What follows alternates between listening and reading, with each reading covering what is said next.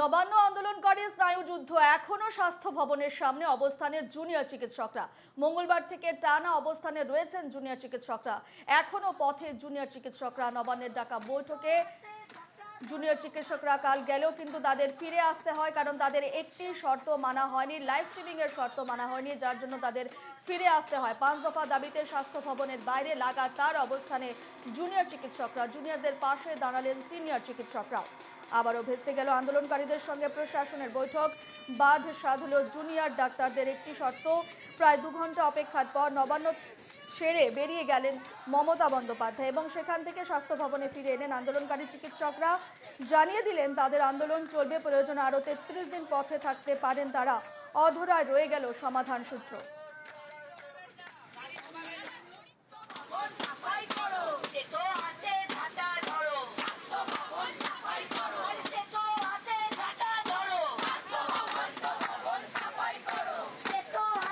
আমরা সরাসরি চলে যাব স্বাস্থ্য ভবনের সামনে, যেখানে রয়েছেন আমাদের প্রতিনিধি সচিন রক্ষিত। সচিন, আবারও ভেস্তে গেল আন্দোলনকারীদের সঙ্গে নবান্নের বৈঠক। আমরা যে ছবি গতকাল দেখেছি যে তাদের ফিরে আসতে হয়, একটি শর্ত মানা হয়নি, লাইভ স্ট্রিমিং এর শর্ত মানা হয়নি। পাশাপাশি আন্দোলনকারীরা জানিয়ে দিয়েছেন প্রয়োজনে তারা 33 দিন আরও ধর্নায় থাকবেন, আন্দোলনে থাকবেন, জারি থাকবে তাদের আন্দোলন। কিন্তু সমাধান সূত্র কোথায়? কবে কখন বেরোবে সমাধান সূত্র?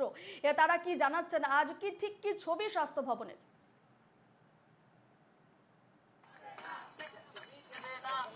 দেখো, আজকে 34তম দিন এবং 34তম দিনের সকালে দাঁড়িয়ে এখনো পর্যন্ত যে সমাধানের যে সূত্র সেটি কিন্তু অধরা কার্যত। গতকালকে আমরা দেখেছি প্রায় 3.5 ঘন্টার কাছাকাছি যারা চিকিৎসকরা ছিলেন, আন্দোলনরত চিকিৎসকরা, তারা নবান্নে অপেক্ষা করেছেন এবং নবান্ন থেকে তারা যখন ফিরে আসেন, ফিরে এসে তারা যে বিষয়টি মাস অ্যাড্রেসে তারা জানান বা এখানে যারা আন্দোলনরত রয়েছেন তাদের উদ্দেশ্যে যে বার্তা দিয়েছেন তারা, সেই বার্তা অনুসারে তারা বলছেন যে এই যে গোটা পরিস্থিতি, সেই গোটা পরিস্থিতিতে তারা 5টি বিষয়ে আলোচনা করতে চেয়েছেন, কিন্তু শর্ত একটা ছিল।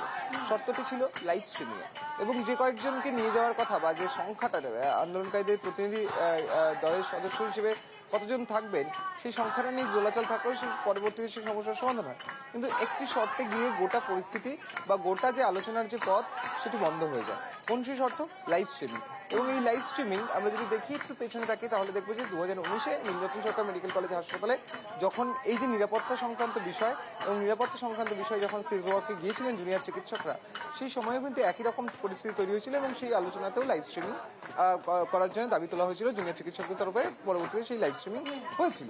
এবারও একই রকম পরিস্থিতি, কিন্তু এবার আন্দোলনের যে ঝাঁজ বা এবার আন্দোলনের যে পরিস্থিতি বা যে ইস্যুকে কেন্দ্র করে আন্দোলন, সেই ইস্যুটি বৃহত্তর ইস্যু এবং সেই ইস্যুটি এই মুহূর্তে গোটা দেশ তথা গোটা বিশ্বের চিকিৎসকরা কিন্তু এই ইস্যুতে রাস্তায় নেমেছেন। এবং সেই মতো পরিস্থিতিতে দাঁড়িয়ে লাইভ স্ট্রিমিং হওয়াটা কেন প্রয়োজনীয়, জুনিয়র ডাক্তাররা যে ক্লারিফিকেশন দিচ্ছেন, সেই ক্লারিফিকেশন অনুযায়ী তাদের যে সহযোদ্ধারা রয়েছে যারা তাদের আন্দোলনের পাশে দাঁড়িয়েছেন, তাদের কাছে স্পষ্ট হওয়া প্রয়োজন এই বৈঠকে আলোচনা কি হচ্ছে এবং এই আলোচনার মাধ্যমে কি বেরিয়ে এলো, নির্যাস কি বেরিয়ে এলো, সেই বিষয়টি যারা আন্দোলনের জোর বাড়িয়েছেন, আন্দোলনের পাশে এসে দাঁড়িয়েছেন, সেই মানুষদের কাছে এই বিষয়টি পরিষ্কার হওয়া প্রয়োজন। তাদেরকে অন্ধকারে রেখে তারা কোনো বৈঠক করতে চান না, মূলত সেই কারণে এই লাইভ স্ট্রিমিং এর দাবি। এবং সেই লাইভ স্ট্রিমিং যেহেতু হয়নি, তাই তারা এই যে গোটা যে তাদের যে আলোচনা, সেই আলোচনা থেকে পিছু পা হটেছেন এবং সেই আলোচনা ফাইনালি হয়ে ওঠেনি। পরন্তু সেই জায়গায় দাঁড়িয়ে আজকে 34তম দিন, প্রত্যেকে আশা করেছিলেন, রাজ্যবাসী তথা প্রত্যেকেই আশা করেছিলেন যে কালকে 33তম দিনে এই আলোচনার পথ সুগম হলেই কিন্তু এই যে গোটা পরিস্থিতি, সেই গোটা পরিস্থিতি ধীরে ধীরে স্বাভাবিক হতে শুরু করবে এবং কোনো একটি সমাধান সূত্র মিলবে এই আলোচনা থেকে। কিন্তু প্রত্যেকেই আশাহত। চিকিৎসকরাও কিন্তু বলছেন যে তারাও কিন্তু যথেষ্ট হতাশ। তারাও চাইছেন এই অচলাবস্থা কাটিয়ে তুলতে, কিন্তু কালকে আলোচনা যেহেতু হয়নি, তাই তাদের আন্দোলন কিন্তু চলবে এবং পরবর্তী সিদ্ধান্ত যেটি রয়েছে সেই সিদ্ধান্ত কিন্তু তারা এই যে আন্দোলনে থেকেই কিন্তু পরবর্তী সিদ্ধান্ত নেবেন। কিন্তু তাদের অন্যতম দাবি ছিল যে এই গোটা পরিস্থিতিতে দাঁড়িয়ে তারা একটি আলোচনার মাধ্যমে গোটা পরিস্থিতির যে অচলাবস্থা, সেই অচলাবস্থা কাটিয়ে তারা উঠতে চান। এবং দেখা গেল যে বাকি যে 5 দফা দাবি, সেই 5 দফা দাবি নিয়ে যে আলোচনার প্রসঙ্গ উঠে আসছিল, সেই আলোচনার দাবি যে আলোচনার যে পয়েন্টগুলো বা যে ইস্যুগুলো, সেই ইস্যুগুলো নিয়েও কিন্তু কোনো রকম তারা কিন্তু নড়চড় করতে রাজি নন। তারা কিন্তু সেই ইস্যুতেই রয়েছেন, অর্থাৎ এই 5 দফা দাবিকে সামনে রেখেই কিন্তু আলোচনা করতে চাইছেন জুনিয়র চিকিৎসকরা। কিন্তু সর্বশেষ যে গোটা পরিস্থিতি, সেই গোটা পরিস্থিতি অনুযায়ী আলোচনা ভেসে গিয়েছে, একাধিক মহল থেকে একাধিক মন্তব্য উঠে এসেছে এবং সেক্ষেত্রে বেশ কিছু যে মন্তব্য, মুখ্যমন্ত্রীর যে মন্তব্য, সেই মন্তব্য নিয়ে কিন্তু যথেষ্ট ক্ষুব্ধ আমরা দেখেছি জুনিয়র চিকিৎসকদের। তারা বলছেন যে এই যে গোটা অচলাবস্থার দায়, সেই অচলাবস্থার দায় কিন্তু এই মুহূর্তে প্রশাসন বলছে জুনিয়র চিকিৎসকদের, এবং জুনিয়র চিকিৎসকরা কিন্তু সেই দায় ঠেলছে প্রশাসনের কাঁধে। ফলে এর মতো পরিস্থিতিতে চিকিৎসা ব্যবস্থা যে অচলাবস্থা রয়েছে এই মুহূর্তে গোটা রাজ্য জুড়ে, যে পরিস্থিতিতে রয়েছে, যেখানে মুখ্যমন্ত্রী দাবি করছেন যে প্রায় 27 জন রুগীর বিনা চিকিৎসায় এখনো পর্যন্ত রাজ্যে মৃত্যু হয়েছে, প্রায় বহু রুগীকে চিকিৎসা পরিষেবা দেওয়া সম্ভব হয়নি। ফলে সেই পরিস্থিতিতে দাঁড়িয়ে কার্যত কোথাও একটি কিন্তু আলোচনার পথ খোলা উচিত বা আলোচনা হওয়া উচিত। দুপক্ষকেই কিছুটা এগিয়ে এসে এই গোটা অচলাবস্থা থেকে বের করা আনা প্রয়োজন, তেমনটাই কিন্তু মনে করছেন রাজ্যের সাধারণ মানুষ। রূপা, একেবারে সচিন, আজকের যে আন্দোলনের ছবি আমরা দেখতে পাচ্ছি, আন্দোলনের ঝাঁজ কিন্তু একটুও কমেনি। এখনো পর্যন্ত কিন্তু একই ছবি আমরা দেখতে পাচ্ছি। স্বাস্থ্য ভবনের সামনে জুনিয়র ডাক্তাররা স্লোগান দিচ্ছেন, গান গাইছেন, অর্থাৎ তাদের যে প্রতিবাদ, তাদের যে আন্দোলন, তারা কিন্তু একেবারে অনড় রয়েছেন তাদের অবস্থানে। আমরা ছবিটা আরো একবার দেখতে চাইবো সচিন।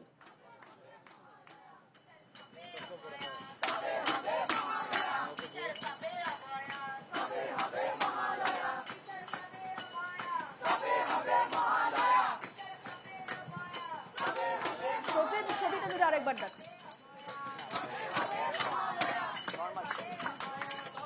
একদমই রূপা, তুমি ছবিটা দেখতে পাচ্ছ এবং সেখানে কিন্তু প্রত্যেকেই তুমি দেখতে পাচ্ছ সকাল থেকেই কার্যত প্রত্যেক দিনের মতন একই রকম ছবি স্বাস্থ্য ভবনের সামনে, সেখানে স্লোগান শাউটিং চলছে এবং সেখানে তুমি দেখতে পাচ্ছ যে যারা রয়েছেন আন্দোলনে সমর্থন করতে এসছেন সাধারণ মানুষ, তারা কিন্তু এই যে সকাল থেকে স্লোগান শাউটিং এবং তার সঙ্গে সঙ্গে যে বার্তা পৌঁছে দেওয়া এবং আন্দোলনের যে ঝাঁজ, সেই ঝাঁজকে ধরে রাখা হচ্ছে এবং সেই সকাল থেকেই স্লোগান শাউটিং করছে এখানে অবস্থানকারী যারা রয়েছেন, যারা জুনিয়র চিকিৎসকদের পাশে এসে দাঁড়িয়েছেন, সেই প্রত্যেকটি মানুষ তারা কিন্তু স্লোগান শাউটিং করছেন এবং তার পাশাপাশি এই আন্দোলন মঞ্চ থেকে প্রত্যেক দিনের মতন তারা কিন্তু সেই বিচার চাইছেন এবং একাধিক যে মন্তব্য রয়েছে, সেই মন্তব্যগুলোর বিরোধিতাও কিন্তু এই অবস্থান মঞ্চ থেকে করা হচ্ছে এবং তার পাশাপাশি যে এই যে গোটা পরিস্থিতি, সেই গোটা পরিস্থিতি দাঁড়িয়ে সমাধানের রাস্তা কি। সাধারণ মানুষ সহ সিনিয়র ডাক্তাররা জুনিয়র ডাক্তারদের পাশে এসে দাঁড়িয়েছেন এবং আজ সকালে সে একই ছবি, শুধু জুনিয়র ডাক্তাররা নয়, তাদের পাশে এসে দাঁড়িয়েছেন সাধারণ মানুষরাও। সচিন, আমি তাদের থেকে জানতে চাইবো যে এই যে কাল জট কাটলো না, মুখ্যমন্ত্রী এলেন কিন্তু মুখ্যমন্ত্রী তাদের একটি শর্ত মানলেন না, লাইভ স্ট্রিমিং এর শর্ত মানলেন না, যার জন্য ভেস্তে গেল পুরো বৈঠকটি এবং যার জন্য এখনো পর্যন্ত সমাধান সূত্র বের হয়নি। সেক্ষেত্রে সাধারণ মানুষ কি বলবেন এই পরিস্থিতিতে এসে?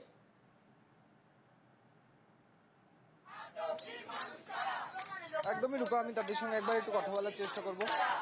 একটু কথা বলবো ম্যাডাম, এই যে গোটা পরিস্থিতি, কালকে একাধিকবার মুখ্যমন্ত্রী এই যে গোটা যে পরিস্থিতিতে প্রায় 27 জন রোগীর মৃত্যু হয়েছে বলে মুখ্যমন্ত্রী দাবি করছেন, তো এই পরিস্থিতিতে দাঁড়িয়ে আপনাদের অভিমত কি? আপনারাও তো এসে ডাক্তারদের পাশে। হ্যাঁ, আমি ডক্টরস ফোরাম থেকে নই, আমি সাধারণ জনগণ হিসেবে ডক্টরস ফোরামের পাশে এসে দাঁড়িয়েছি সমর্থন জানিয়ে। একটা কথা খুব পরিষ্কার, ডাক্তাররা নিঃস্বার্থভাবে প্রাণ দিয়ে খাটছেন যাতে কোনো মানুষের কোনো অসুবিধা না হয়, কোনো রোগীর কোনো অসুবিধা না হয়। অভয়া ক্লিনিক প্রত্যেক দিন চলছে। এটা একটা একদমই অনর্থক দাবি যে কোনো রুগীর সমস্যা হচ্ছে এই অবস্থানের জন্য, আর এটা জুনিয়র ডক্টর প্ল্যান করছেন। সিনিয়র ডক্টররা এখনো আছেন হসপিটালে রুগীদের সেবা দেওয়ার জন্য। আর তাছাড়া অভয়া ক্লিনিক চলছে খুব সিস্টেম্যাটিক ভাবে, ডাক্তাররা আপ্রাণ চেষ্টা করছেন যাতে রুগীদের কোনো সমস্যা না হয়, তাদের মানবিকতার দিক থেকে কোনো খামতি নেই। তাই এই দাবিটা একদমই যুক্তিযুক্ত বলে মনে হয় না। কল্যাণ ব্যানার্জি বলছে জুনিয়র চিকিৎসক যারা রয়েছেন, যারা আন্দোলনে রয়েছেন, তাদের পরীক্ষায় বসতে দেওয়া উচিত না। পরীক্ষায় বসতে দেওয়া উচিত মানে? ডাক্তারি যে পরীক্ষা, ওনারা তো পড়াশোনা করছেন, পিজিটি রয়েছেন, জুনিয়র চিকিৎসক মানে তো পিজিটি রয়েছেন, অনেকেই পিএইচডি করছেন, তো তাদের পরীক্ষায় বসতে দেওয়া উচিত। কি বলবো, এরকম একটা কথা যে কোনো লিডার নেতা বলতে পারেন? যে ডাক্তার নিজের মেধার জোরে একটা পজিশনে পৌঁছেছেন, এটা একটা ডাইরেক্ট ডিসরেসপেক্ট তার প্রতি, ডাইরেক্ট অপমান তার প্রতি। এই লড়াই ডাক্তাররা লড়ছেন শুধু নিজেদের সেফটির জন্য নয়, সাধারণ জনগণের সেফটির জন্য। সকলের কথা ভেবে ডাক্তাররা লড়ছেন আর আপ্রাণ চেষ্টা করছেন যাতে তাদের ডিউটিতে কোনো খামতি না থাকে। যেখানে একটা গভর্নমেন্ট হসপিটালের ভিতরে তার সেফটি নেই ডাক্তারদের, তারপরও তারা আপ্রাণ চেষ্টা করে যাচ্ছে যাতে রুগীদের কোনো অসুবিধা না হয়। তারপর এরকম একটা কথা, আমার মনে হয় এটা তাদের প্রতি একটা ডাইরেক্ট অপমান।